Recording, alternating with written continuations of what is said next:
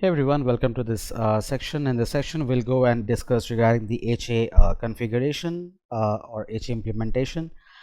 So as we see, as we have seen, we have got PFW1, PFW2. They will be my HA pair, and we'll deploy the active passive mode, which is commonly used. So first of all, there are several tasks that we should be aligned with. So the first thing first is we need to create the zones, that is the inside zone and the outside zone respectively. I'll make sure that PFW1 should act as the active firewall and PFW2 should act as the passive firewall initially. And yeah, so I'll have an inside zone, I'll have an outside zone, I'll have the respective Ethernet ports that will be configured with an IP addresses, and ensure that there are several parameters which must match in order for the HA to work right between the firewall members. So if you look into the recommendations, right, so what are the different recommendations that it should have? So the idea is you can deploy either in active passive mode or active mode, right, as we have discussed in the theoretical section. So as we all know, make sure that the licensing must match on both the devices, right? That is an important aspect. All right, so you have to use the same model number, which is a very important case, right? Same PAN OS version has to be there, as well as the license type must match. Also the content or any sort of app ID or threat prevention versions must match, right? The interfaces and the IP address schema, including the virtual IPs or floating IPs, if you configure, that must match, right? So as you can see here, my outside interface is both sides is Ethernet 1/2 and the inside port is 1/1, that must match. So yeah, so and we know that if you are deploying HA1, if you are deploying this active passive deployment mode, so you can use HA1 and HA2 interface. So HA1 is used for your control information and HA2 is used for your data plane synchronization, also called as synchronizing the session state. And HA1 it is going to synchronize your heartbeat, your configuration synchronization from the active to the passive firewall, right? And you have got HA3 interface, which is only used in active condition for packet forwarding between the peers. All right, so with that in mind, and you can see that my IP address schema for the HA1 link is given here. So I'm using HA1 link as Ethernet 1/3. So 3 and 4 are my HA1 and HA1 backup respectively, and 6 and 7 are my HA2 and HA2 backup link respectively. So HA1 link are having the IP address from the respective subnet that you can see, 1.1.1.201 on one side and 203 on the other side, and the HA1 backup link is on 11.1.1.201 on one side and 11.1.1.203 on the other side. And the HA2 link has got this, they are in layer 2, but if you want you can also deploy or configure layer 3 as well. All right, so with that in mind, we need to follow the respective steps. So first thing first is we will go to PFW1, which is going to be my active firewall. So I go there, and my first thing first, I don't have any configs over here, so it's a fresh device, it's a licensed device, right? So the license is applied here. Both the device are having the same license subscription type, and by the way, you can also practice this HA configuration on an unlicensed firewalls as well. Okay, so if you have any firewalls that is unlicensed, but if you want to practice HA, that works. Okay, so with that in mind, let's go ahead and talk about the basic setup first. So first of all, on PFW1, I will go and make this interfaces of my HA pair links as a type of HA, right? So to do that, I go to network, I go to interfaces, and I select Ethernet 1/3. So Ethernet 1/3, it is going to be my HA1 link, and the type should be HA over here, and leave the remaining settings of link settings as default. Click on OK. Likewise, I go to Ethernet 1/4. This will be my HA1 HA1 backup link, and the type over here is HA. Click on OK there. Likewise, Ethernet 1/6 is going to be my HA2 link. The type over here is also HA. Alright, and Ethernet 1/7 is my HA2 backup link, and the interface type over here is also HA. Alright, so my HA configuration or HA interface type definitions is done for PFW1 over here. Now we will go and configure the respective zones. So in the network we can select zones. Let's go and configure the inside and the outside zone. So first of all, it's inside. The type should be layer 3 zone. Here we go. And likewise another zone is outside, and the type is also a layer 3 zone. All right, and yeah, next job is to define that HA configuration, right? So we will go to the device. We'll under device on the left hand side, you have got right below the setup, the high availability config. So these are the different wizards that we have. So under the general settings, I'm on PFW1, have a point noted over here. So I want to make this particular firewall as an active firewall and the other firewall as a passive firewall. So under PFW1, under device high availability section, in the general section, click on this gear icon to edit the settings, and the first thing is click on this enable HA option, define a group ID. So this is kind of the cluster group ID, and you have got in this particular group 2 members, right? The PFW1 and FW2. Make sure that both of them should be part of the same group ID. Okay, you can either deploy active passive or active active. I'm making it in active passive mode, and here I'm defining the peer HA1 IP address. So I'm on PFW1, and my peer will be 1.1.1.203. okay, and another one is the backup peer for the HA1 link is 11.1.1.203 as per my implementation. All right, so this is done. Likewise, for active passive settings, you can change the passive link state to be auto selected, and the monitor fail hold down timer as you can keep it default to 1 minute, okay, after which that particular trigger can happen. So election settings based on the preemption. So I want to enable preemption. So whenever there is a failover which happens and the failed device comes back online, the failed device can resume its role back. And I want to make the first firewall as the active firewall, so I can have a lower device priority for this case. Let's say I want to give priority of 50. Default priority value is 100, so the lower the priority it is considered is better.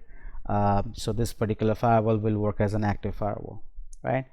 HA timer settings, you can change it to either aggressive or advanced. You can change the timer values from the default ones, but make it to the recommended options as it is. That's it. So these are the different config settings that you need for the general tab. Next is your HA communication. So you need to define the HA1 and the HA1 backup informations, and HA2 and HA2 backup information. So let's do it one by one. So first is HA1 over here. So my Ethernet 1/3 port is acting as HA1, and this side I'm defining the local IP of HA1 on PFW1, which is 1.1.1.201, and the mask is /24. I don't need a gate fee over here.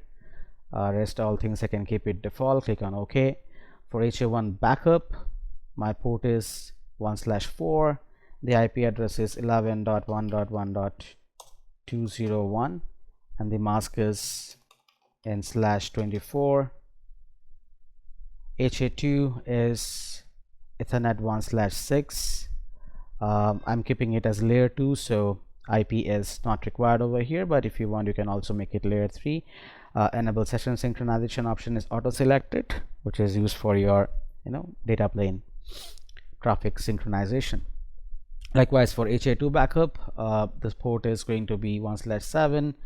No need to assign any IP or mask. Click on OK there.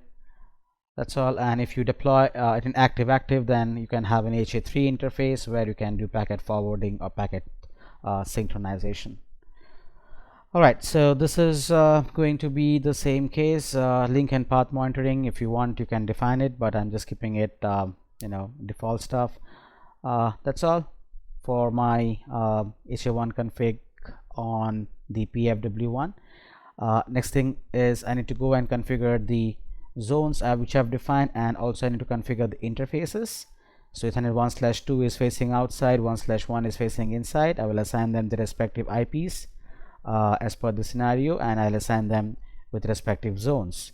So on PFW1, Ethernet 1/1, which is on the inside. So you can say this is my inside interface. The type should be layer 3. Virtual router will go and keep it to the default virtual router. It's in the inside zone. I'll add the IP as 10.1.1.201/24. Here we go.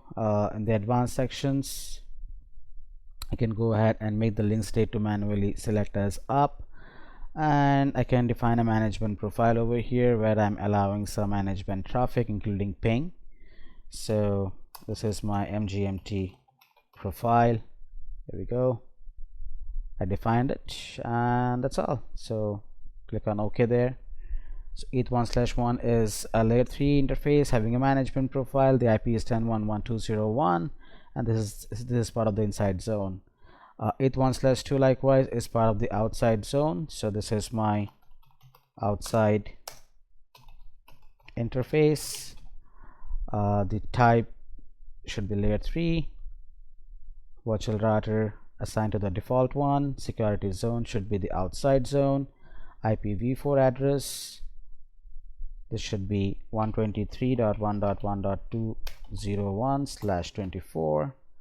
and in the advanced section I have to go, this is optional, right? I mean, that's fine, I normally do it just to make it manually up. So management profile, you can attach that, although it's not recommended to attach pings or SSH on the outside interface, but just for labbing purpose I'm doing it. Alright, so both my ports are part of the IP configs. Next is I need to go to the virtual routers and ensure that this firewall has got a default route towards the edge router for the internet access. So in the virtual router, under the default one, click on static routes, click on add, and this is my default route.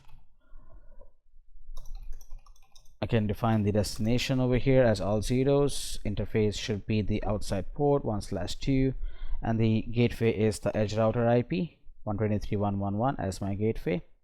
Here we go. Next is I need to have a NAT policy for allowing the traffic from inside private subnet to the outside public subnet, and also a security policy to allow the traffic to reach from inside to outside. So click on policy tab on FW1. First, let's say I have defined a NAT policy. So I define the name as in to out s or source NAT as a name. The source zone is inside zone, the destination zone is outside zone, the destination interface is 1/2, service is any.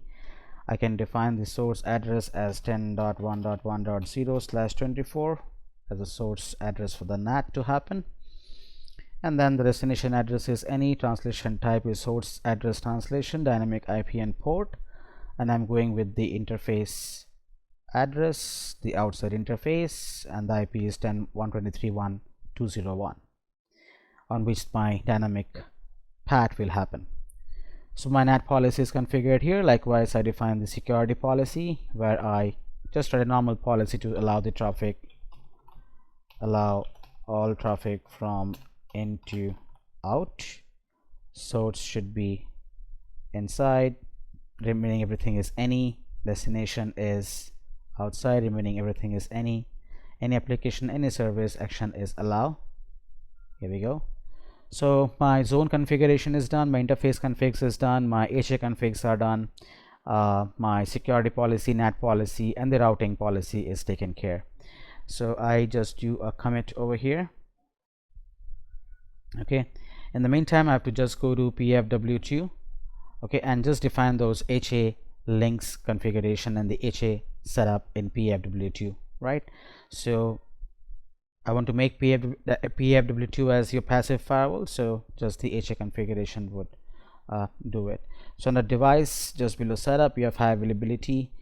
Before that, let's go ahead and set up the HA links. So on the network, under interfaces, your Ethernet 1/3, just define those.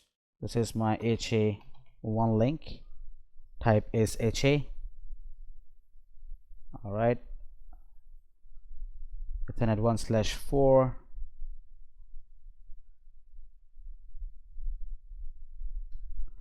this is HA1 backup, type is HA. Ethernet 1/6, this is going to be HA2,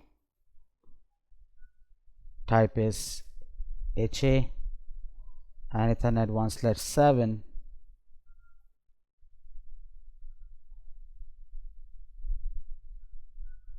okay.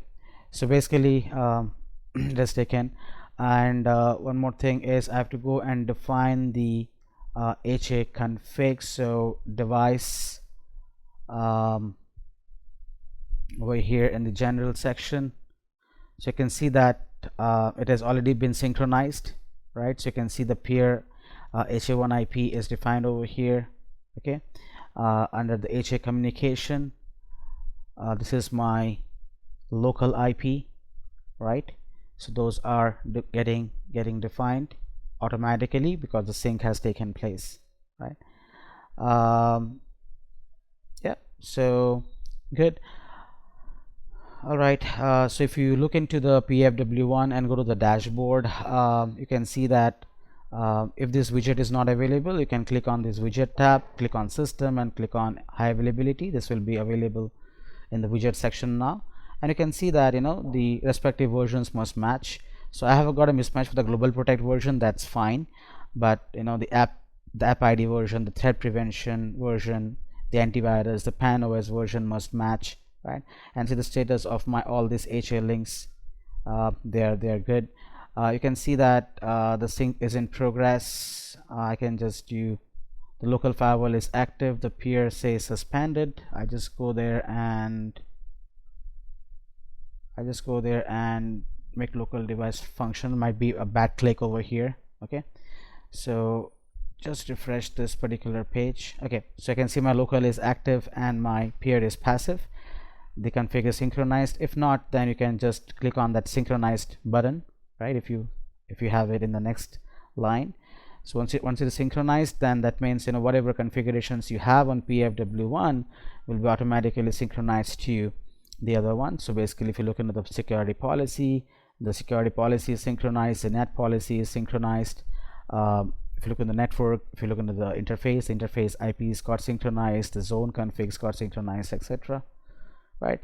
So yeah, so this is the local is active, the peer FW2 is passive, and over here in the dashboard you can see this PFW2 is passive and the FW1 is active. Okay, so now for testing purpose you can use, let us say, this inside router, right? I can go to the inside router and I can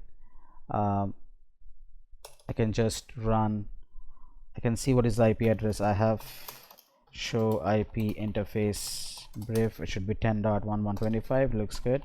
So if I want to ping 8888, okay, to the outside internet, and I want to repeat with some good number of packets, and my pings are happening successfully, the traffic is reaching via the active firewall to the outside world, right? But in case the active firewall, let's say it is down or it is suspended, then the passive firewall must take it over, right? So let's go to the active firewall, which is my PFW1, and over here under device, under your high availability, you have got a field called as operational commands. You can just click on the suspend local device for high availability. Just the HA functionality will be disabled here, right, and it will be considered as a suspended device. So if you look into the dashboard, you can see that the local device is currently suspended, just user requested, and the neighbor firewall or the peer firewall became the active one, right? So the passive firewall, which was PFW2, did a role change to the active one. So likewise, if you do a check on the PFW2, the local is active and the peer is suspended and it is synchronized. So if you look into the packet flow, I mean, probably you'll see there is a single drop, right? So if you look very carefully, there will be a single drop, which I have seen it earlier, right? So if you like to look carefully over here, right here, so there is a single drop. Okay, that's it. So if the passive firewalls also transition back, so if I go to the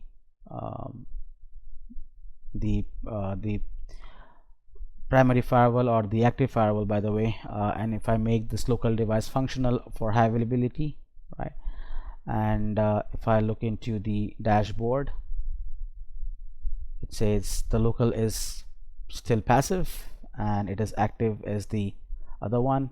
So the other one is currently active. Okay, if you just look into the section over here, so it resumes back, but it resumes back as a passive role, right? Yep, but if you want to make sure that the other one is the PFW1 should become the active firewall, so you can go to the current one, you can suspend it, right, and that will become the active firewall. But yeah, you can see that the packets are traveling through, not a problem, and this is how it works, right?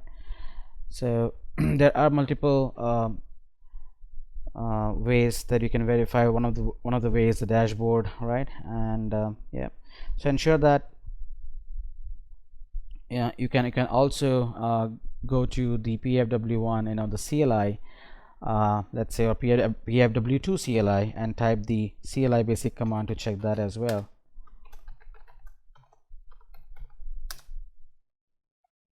Right, here we go. So you have got one command to check and type as show high availability state. Just give it a sec. Show high availability, give a question mark, and you can see that these are the different commands that you can type, like state synchronization, state, path monitoring, link monitoring, high availability interface, HA all, so let's say high availability state, and you can see the state information about the local one. So state is active, you can see regarding the IP address config, etc., right? And you can also see in the CLI that it shows that the current firewall is the active one, and the other firewall, if you look into the CLI,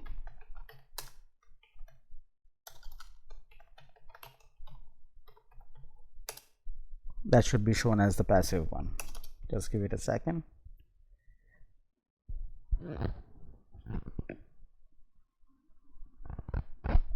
Okay, that's the passive one.